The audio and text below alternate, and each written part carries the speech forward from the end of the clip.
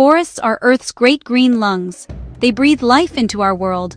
They provide homes for countless creatures, from the smallest insect to the largest mammal.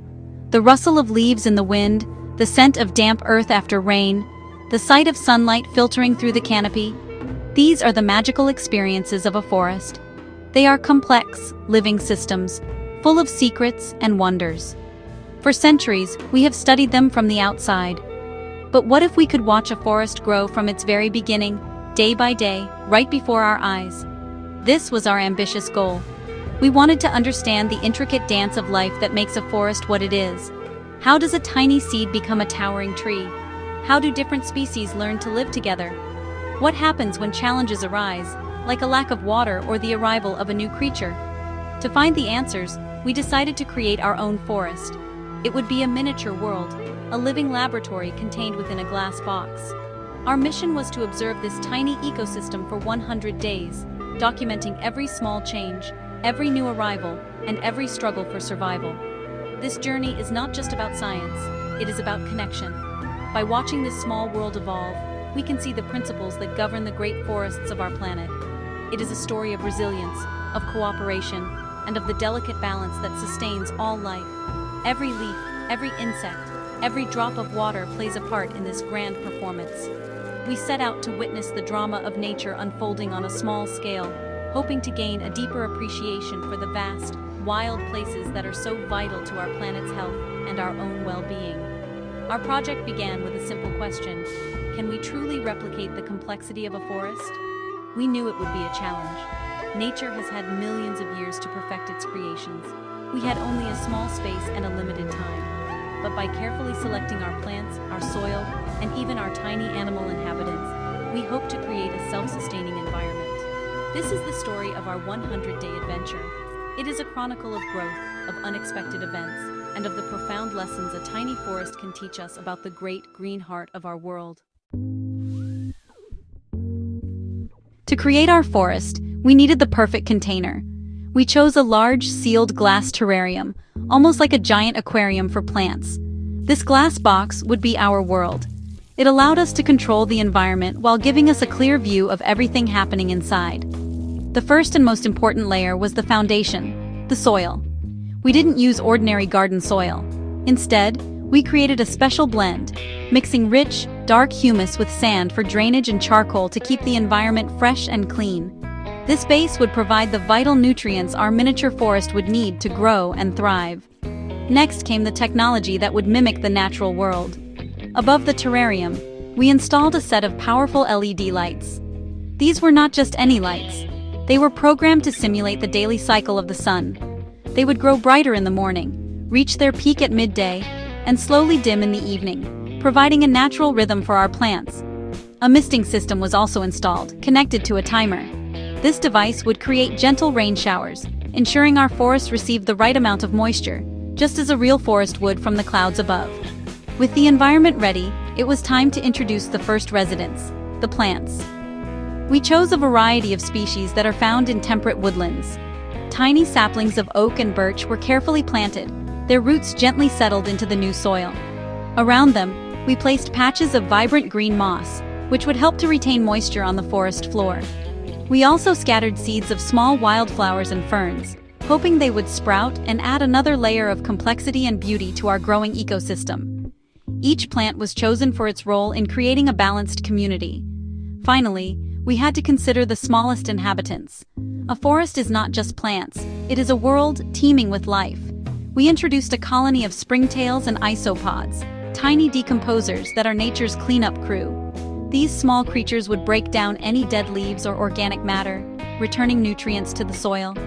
They are the unsung heroes of the forest floor, working silently to keep the ecosystem healthy. With our world built and its first inhabitants in place, we sealed the glass box. The 100-day countdown had officially begun. The first few days inside our miniature forest were a time of quiet anticipation. Through the glass, the world we had built looked still, almost like a painting. The LED sun rose and set, casting long shadows from the tiny saplings. The automated misters released their gentle rain, and droplets clung to the leaves and moss like tiny jewels. It was a period of settling in.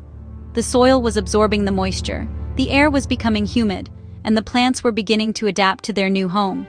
We watched, and we waited, looking for the first signs of life taking hold. Around day 3, we saw the first significant change. The moss, which had looked a little flat after being transplanted, began to swell and brighten. It spread its green carpet a little wider across the damp soil, a clear sign that it was happy in its new, humid environment. Then, a tiny miracle occurred. One of the wildflower seeds, hidden beneath the surface, sent up a delicate green shoot.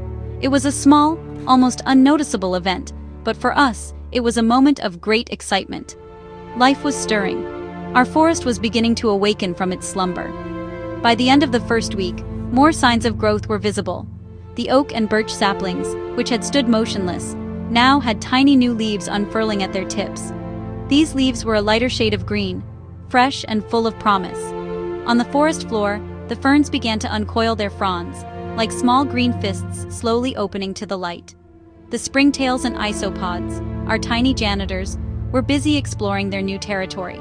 We could see them moving through the leaf litter, doing their important work, turning decay back into life. As we reached day 10, the environment inside the terrarium had found a rhythm. A fine layer of condensation would form on the glass each morning as the lights turned on and warmed the air, then clear as the day progressed. This was the terrarium's own water cycle in action, a perfect miniature replica of the process that happens on a global scale. The air inside smelled sweet and earthy, the scent of damp soil and growing things. Our small contained world was no longer just a collection of parts. It was becoming a living, breathing ecosystem. The period between day 11 and day 30 was a time of remarkable growth and transformation. Our tiny forest was no longer a quiet, still place. It was a bustling community, full of life and activity. The wildflower shoots that had appeared earlier were now blooming, adding splashes of yellow and purple to the green landscape. The birch and oak saplings were visibly taller, their branches reaching upwards towards the artificial sun.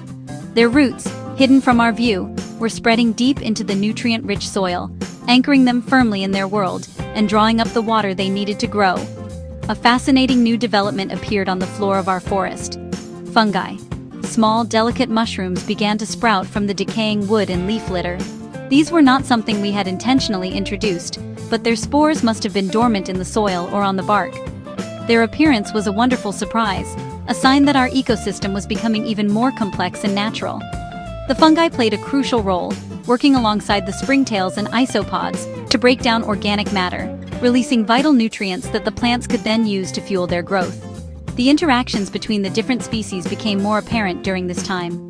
We observed the isopods clustering in the dampest, shadiest corners, often beneath the spreading fern fronds. They seemed to prefer the shelter these larger plants provided. The springtails, being much smaller, explored every nook and cranny, from the top of the moss to the base of the saplings.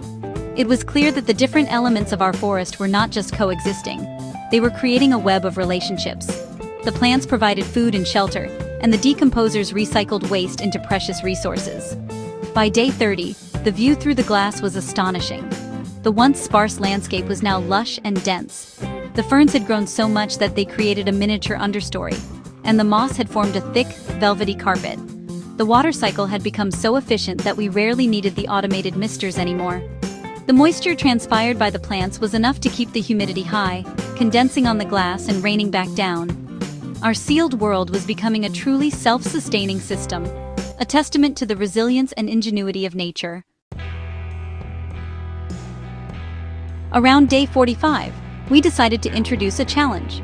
Real forests are not always perfect, stable environments. They face droughts, storms, and other hardships. To see how our miniature ecosystem would respond to stress, we manually overrode the misting system and turned it off completely. We also programmed the lights to be slightly brighter and stay on for longer each day, simulating a heat wave and a period of drought. This was a risky experiment. We worried that the delicate balance we had observed could be shattered, and our flourishing world might wither.